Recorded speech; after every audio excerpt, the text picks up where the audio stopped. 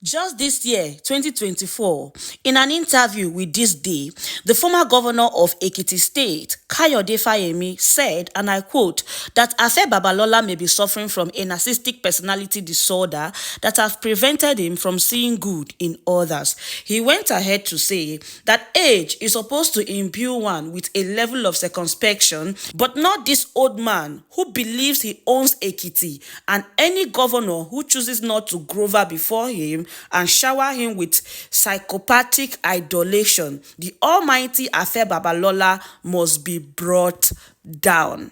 Welcome back to our channel, and in today's video we expose a lesser known side of the almighty Afe Babalola. I told you guys in my previous video that I will be giving you guys a little history of this man if time permits us, but unfortunately that video was too long and I couldn't give you guys the history like I said. But before then, I want to let you guys know that the person they are trying to bring down has become an international star, not just a national star now. Those who doesn't know Uncle Dele Farotimi before have come to know him through this case. His book is not just the bestseller on Amazon right now. The book has skyrocketed from $17 that it was being sold on Amazon to $24. This is how God does his own thing. You know, Joseph told his brethren that you people meant it for evil, but God turned it for my good. You see, for every victory, there must be a price, and this is his own price. This is the way God has chosen to alleviate him. So let's start with the $10 billion land saga that took place in Lagos State in 2017. The Gbadamosi Eletu family, custodians of prime land in Osakpama, London, engaged Afe Babalola to represent them in securing their rightful ownership of the land. His legal acumen led to a Supreme Court victory, and the family paid him a whooping sum of 200 million naira as initially agreed. But that wasn't over. Afe Babalola demanded additional, after the victory now, Afe Babalola demanded additional $10 million, which at the time was approximately 3.6 billion, which was not in the initial agreement. And that is where the whole problem started. The Eletu family vehemently denied his claim, calling it exploitative and outside their agreement. They accused him of overreaching, and the matter escalated to the attention of the ICPC, Nigeria's anti-corruption agency. Even though the family and Babalola reportedly resolved the issue through mediation, where their family allocated some land. In fact, they have to allocate some land to him in that place for the issue to be resolved. So you can understand why Dele Farotimi said he was done calling people your honor when there is nothing honorable about them. Now, anybody who knows law knows that the Supreme Court judgment is final. But in 2020, Afe Babalola faced another public embarrassment. Afe Babalola filed an application to reopen the Supreme Court judgment on the Bayelsa State governorship election.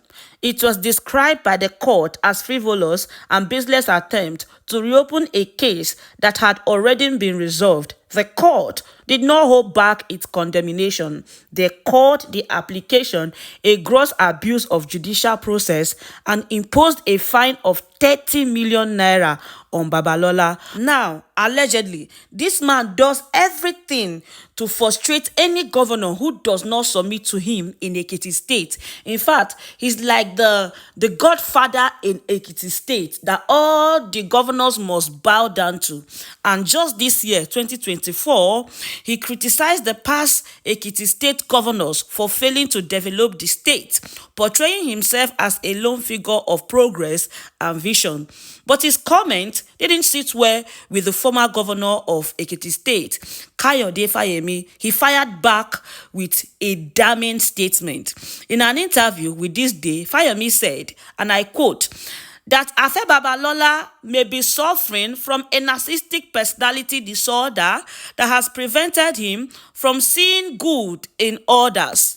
He said, age is supposed to imbue one with a level of circumspection in what one says, but not this old man who believes he owns Ekiti, and any governor who chooses not to grovel before him and shower him with psychopathic idolation.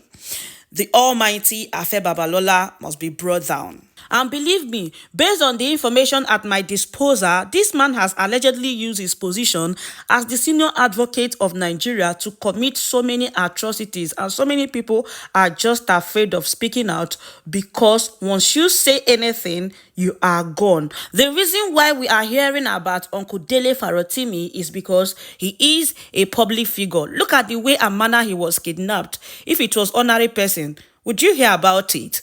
Just imagine telling people to lure someone to a place where you will arrest him. Don't you know his house? Why trying to lure him to somewhere? You know, they say every day is for thief and one day is for the owner. He has been doing this, just like a very dark man said. He said if at 92, because according some people said he's 92, some people said he's 95. I don't even know what to follow, but at your 90s, you are still picking up people for defamation. As a son, a senior advocate for that matter, you're still picking up people in a very questionable way. Imagine what he must have done at his younger age. Why this is been worrying for us is that in the Dele Farotimi case, it does appear that there is a strategy to basically try him in a jurisdiction where the chances of him getting justice is not very high. And I say that with all sense of responsibility. We will only be pretending and be engaging in self-deceit to say that the eminent senior advocate of Nigeria, Chief Afe Babalola, does not have control over Ekiti State.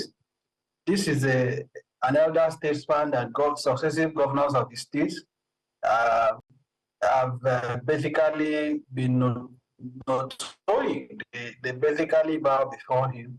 You may have recalled his altercation with former Governor Fayemi. And after that, other governors who have also governed Ekiti State in recent years have basically had to pay obeisance to the very highly placed Chief Afe Babalola. So we are not just dealing with an elder from Ekiti State. We are dealing with a man who more or less is richer than Ekiti State.